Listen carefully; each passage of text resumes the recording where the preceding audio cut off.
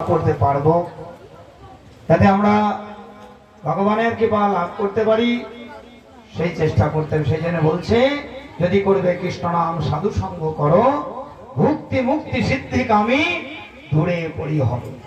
তাহলে সমস্ত ভক্তি মুক্তি ওসব ত্যাগ করে যাতে ভগবানের চরণে আমাদের ভক্তি হয় সেই চেষ্টা করতে হবে। তো ভক্তিটা হবে কি করে? শাস্ত্র বলছে, ভক্তিস্তু ভগবৎ ভক্ত সংঘেন পরিয়ায়তে সৎসঙ্গ প্রভৃতি পুণ্যই সক্রিয়ত। তাহলে ভক্তিস্তু ভগবৎ ভক্ত সঙ্গেই সুকৃতি লাভ হয়, ভক্ত সঙ্গেই ভগবানের চরণে ভক্তি লাভ হয়। সেই জন্য বলেছে, বৈষ্ণব সঙ্গেতে মন আনন্দিত অনুক্ষণ সদা হয় কৃষ্ণ পরসঙ্গ। তাহলে কৃষ্ণ পরসঙ্গ হয় বৈষ্ণব সঙ্গে। তাহলে সেই বৈষ্ণবদের আমরা দর্শন করতে পেলাম, বৈষ্ণবদের মুখ থেকে হরিকথা শ্রবণ করলাম। বৈষ্ণবদের মুখ থেকে হরিকথা শ্রবণ করলেই হবে না, জীবনে পালন করতে হবে। শ্রবণ করার সঙ্গে সঙ্গে পালন করতে হবে। বসে থাকলাম, বসে থেকে থেকে যখন উঠলাম, ওঠার সময় একটু পাছাটা ঝেড়ে নিলাম, কি মজা টলা লেগেছে, তাই না? যদি ওই মনোভাব হয় যে শ্রবণ করলাম কিন্তু পালন করলাম না, তাহলে কি মঙ্গল হবে? আর শ্রবণ করে সেই কথাগুলো আমাদের পালন করতে হবে। গুরুমুখ পদ্মবাক্য চিত্তেতে করিয়া কার না করিয়া মনে আসা। তাহলে গুরুদেবের কথা, বৈষ্ণবদের কথা শুনে পালন করার নামই হচ্ছে সাধু সঙ্গ। প্রথম বক্তারা বলেছেন যে সাধু সঙ্গ সর্বশাস্ত্রে কয়, লম্মাত্রে সাধু সঙ্গে সর্বসিদ্ধি হয়। তাহলে সাধু সঙ্গ ও মশা মাছিতে পিঁপড়েই সাধু সঙ্গ করে, কিন্তু সাধু সঙ্গ ওইটা সাধু সঙ্গ নয়। সাধু সঙ্গ মানে সাধুর কথা পালন করা। বুঝতে পারছেন নাকি? বুঝতে পারছেন না? তাহলে পালন করবেন তো নাকি? এই অঞ্চলে মহারাজ বৃন্দ এসেছেন কি জন্যে? বলছে, মহতের স্বভাবে এই তাড়িতে পামর, নিজ কার্য নাই তবু জান পরধন। আমাদের গুরুদেবের সেবক ভক্তিভূষণ তুর্যশ্রী মহারাজ এদিকে আসে নাই বললেই চলে, এমনই এসেছেন। মহারাজদের কথা শুনে আমরা যদি সদ্গুরুচরণ আশ্রয় নিয়ে হরিভজন করতে পারি, তাহলে কিন্তু আমাদের মঙ্গল হবে। নাহলে এই আসা যাওয়ায় করে আমাদের সার হবে। পুনরূপী জননাম পুনরূপী মরণাম পুনরূপী জননী জঠরের সার। বারবার এই জন্ম মৃত্যু চক্রে পড়তে হবে। বারবার অনেক জন্ম আমাদের হয়েছে, 80 লক্ষ জনই করিয়া ভ্রমণ, তবে তো পেয়েছ ভাই সাধের মানব জন্ম।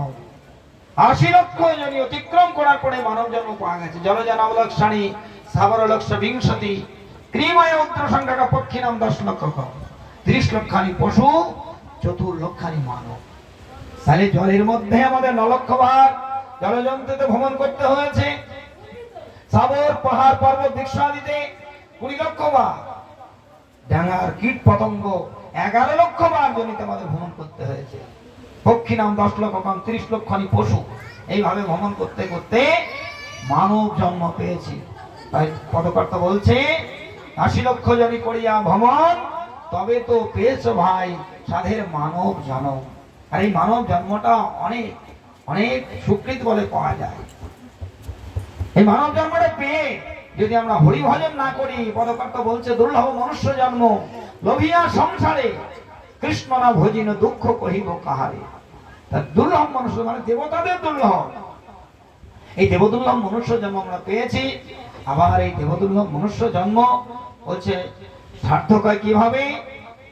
বলছে সাধু সেবা করলে, ভগবান সেবা করলে মানব জন্ম সার্থক হয়। ভগবানের কৃপা লাভ করলেই মানব জন্ম ধন্য হয়, ভাগ্যবান হওয়া যায়। ভাগবতে বলেছে, অহো ভাগ্য মহাভাগ্য নন্দ গোপ বজৌ কোসম জন মিত্র পরমানন্দ পূর্ণ ব্রহ্ম সনাতন। সেই পূর্ণ ব্রহ্ম ভগবানকে যিনি লাভ করতে পারবে তিনি ভাগ্যবান হবে। প্রথম বক্তা বলেছেন যে বাড়ি গাড়ি করলেই, অনেক বিদ্যা লাভ করলে, অনেক ডিগ্রি লাভ করলে বলছে তাতে ভাগ্যবান হওয়া যায় না।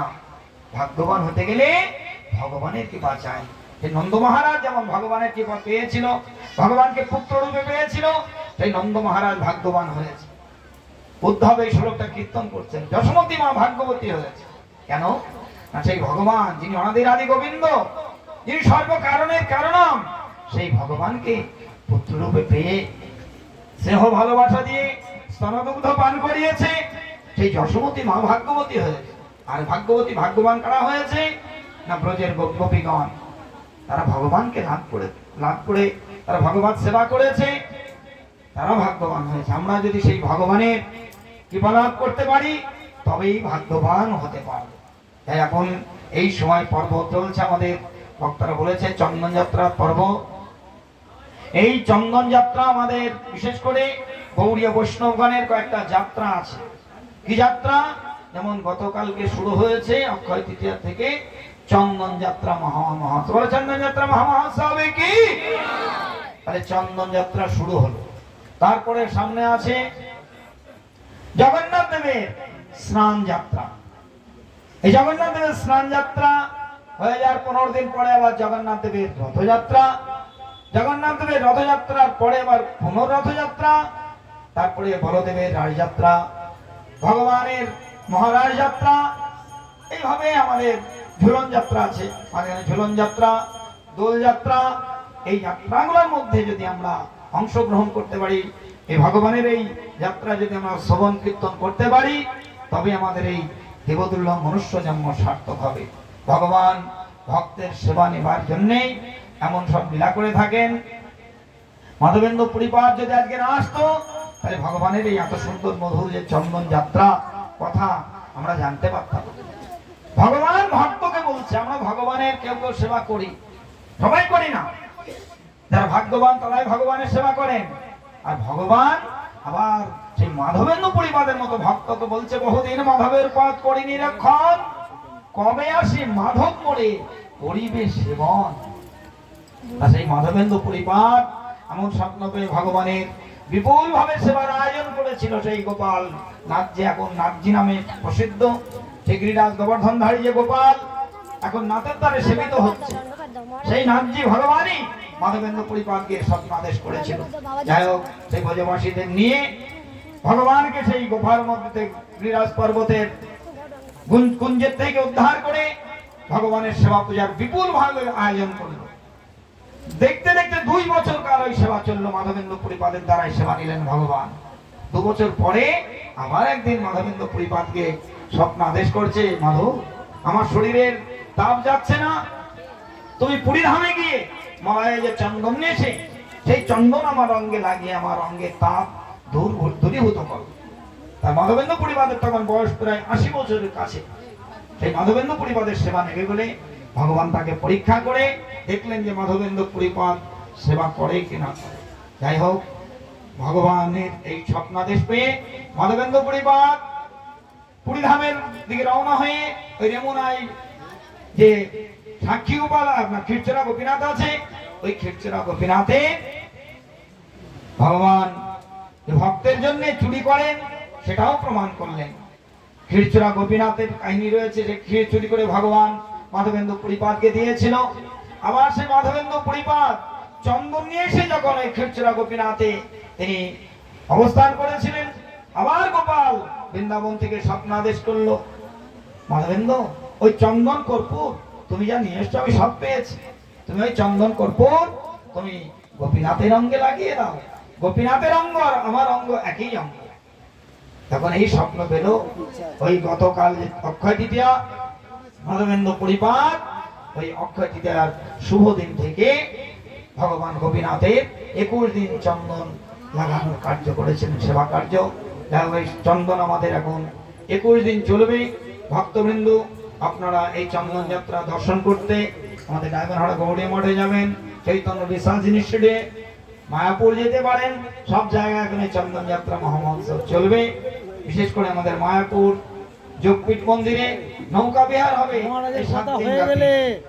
গৌরকুণ্ডে, জগন্নাথ দেবকে গৌর সুন্দরকে নিয়ে 7 দিন নৌকা বিহার হবে এই চন্দন যাত্রার উপলক্ষে। আপনারা এই চন্দন যাত্রায় অংশগ্রহণ করে সেবা সুযোগ নিয়ে আপনাদের জীবন ধন্যাতি ধন্য করুন। আমি আর দীর্ঘায়িত করবো না। আমার শিক্ষাগুরু, জ্যেষ্ঠ গুরু ভাতা, গুরু সেবক হয় মান্যপনা আমাদের এখন তুর্যাশ্রী মহারাজ, যার কথা শোনার জন্য আমরা দীর্ঘ সময় ধরে এখানে উপস্থিত আছি। সে আমাদের শিক্ষাগুরু পদ্ম ভক্তিভূষণ তুর্যশ্রী মহারাজ এখন আপনাদেরকে হরিকথা শ্রবণ করিয়ে আমাদের জীবন সার্থক করাবে। গোবিন্দ